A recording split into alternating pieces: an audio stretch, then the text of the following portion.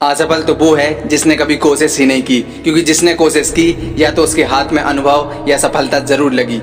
आज इस वीडियो में एक ऐसे शख्स की बात करूंगा जिसने विधि के विधान को ही बदल दिया, पूरे इतिहास को ही बदल के रख दिया और खुद की एक मिसाइल कायम कर दी।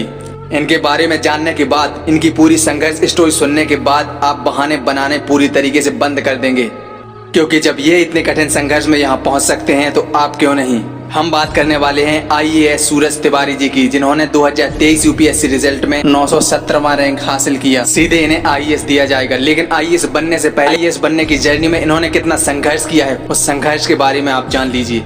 जहाँ पर हम और आप सब कुछ छोड़कर हार मान के बैठ जाते हैं और अपने आप को कोसने लगते हैं कि आखिर मेरे ही साथ ऐसा क्यों हुआ, आखिर मेरे ही साथ ऐसा क्यों होना था।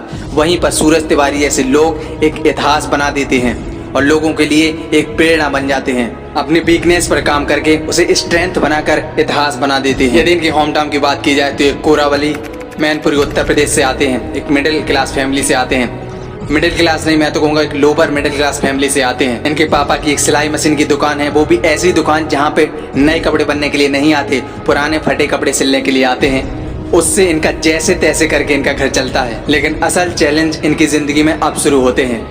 जब इन्होंने पहली बार 2017 में JNU का एंट्रेंस एग्जाम दिया तो उसमें ये फेल हो गए।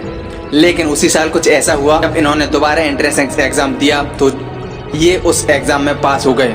ये बहुत खुश हुए, लेकिन चैलेंजेस अभी भी इनकी जिंदगी से पीछा नहीं छोड़ रहे थे। लेकिन चुनौतियां इनकी जिंदगी में पीछा नहीं छोड़ रही थी। किसी कारण बस इनके भाई का देहांत हो गया। एक और ये नई चुनौती इनके सर पे आ गई थी। वो कहते हैं ना, भाई मरे बल घटे। भाई हमारा दूसरा कंधा होता है, लेकिन भाई के जाने के बाद इनकी सारी जिम्मेदारियां इन्हीं के कंधे पर आ गई थी। लेकिन अभी भी चुनौतियों ने इनका पीछा नहीं छोड़ा था। जब ये JNU से अपने घर की तरफ आ रहे थे तो ट्रेन में काफी भीड़ होने के कारण ये दरवाजे के पास, ट्रेन के गेट के पास ही खड़े हुए थे।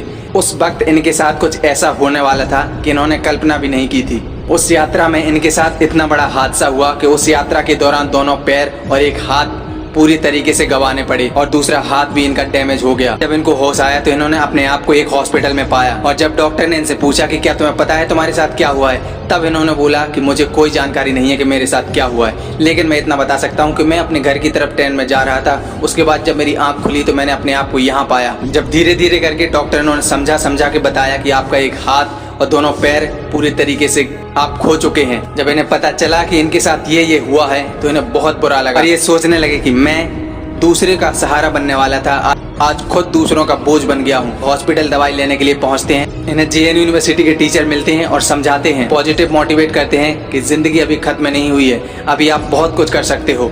बहुत कुछ समझाने के बाद थोड़ी सी तसल्ली हुई, थोड़ा हौसला आया कि हाँ अभी मैं कुछ कर सकता हूँ। जब भी आपको लगे कि जिंदगी में सब कुछ खत्म हो गया है, सब कुछ तहस नहस हो गया है, तभी आपको शांत रह के ये सोचना है कि अभी जिंदगी में बहुत कुछ बाकी है, अभी मैं बहुत कुछ कर सकता हूँ। क्योंकि जब एक दरवाजा बंद होता है तो हजारों दरवाजे सक्सेस के खुल जाते हैं। अब आपको देखना है कि इसके अलावा और मैं क्या चीज है जो बेहतर से बेहतर कर सकता हूँ, क्योंकि हम अपनी पूरी लाइफ किसी एक चीज पर निर्भर नहीं कर सकते। क्योंकि जब सूरज तिवारी जैसे लोग जिनके हाथ नहीं है, पैर नहीं है, उसके बाद भी मेहनत करके एक बहुत बड़ी अचीवमेंट हासिल कर सकते हैं, तो हमारे पास सब कुछ होते हुए हम अपने लक्ष्य क्यों नहीं पा सकते। जब इनके पास कुछ ना होते हुए ये यहाँ तक पहुँच सकते हैं, तो आपके पास सब कुछ होते हुए आप अपने लक्ष्य तक क्यों नहीं पहुँच सकते। आज से बहाना बनाना बंद करिए और अपने लक्ष्य पे काम करना शुरू करिए और कर दिखाइए कुछ ऐसा कि लोग के लिए आप एक इंस्पिरेशन बन जाएं। चलिए मिलते हैं ऐसे किसी मोटिवेशनल स्टोरी के साथ। यदि इनके संघर्ष ने आपके दिल में आग लगा दी है तो वीडियो को लाइक एंड चैनल को सब्सक्राइब कर दें और फैला दीजिए इस वीडियो को सारे ग्रुप्स में। जय हिंद, जय भारत।